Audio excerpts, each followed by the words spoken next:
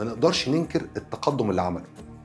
يعني الأراضي الزراعية زادت نسبتها بنسبة 20%، والصادرات زادت بنسبة 3 أضعاف، وتم حفر 112 قناة، ومد 1880 كيلو متر من خطوط السكة الحديد. ده غير إضافة شبكات المياه والصرف الصحي لأحياء القاهرة والإسكندرية، وإنجاز قناة السويس، ومصانع السكر اللي حقق منها أرباح شخصية ضخمة، وإنشاء المحاكم المختلطة، واهتمامه بالتعليم والتطور العمراني.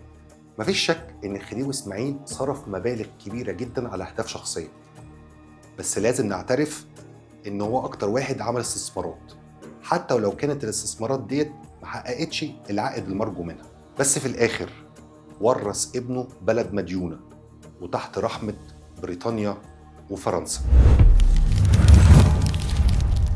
في النهاية، إيه رأيك في شخصية خديوي إسماعيل؟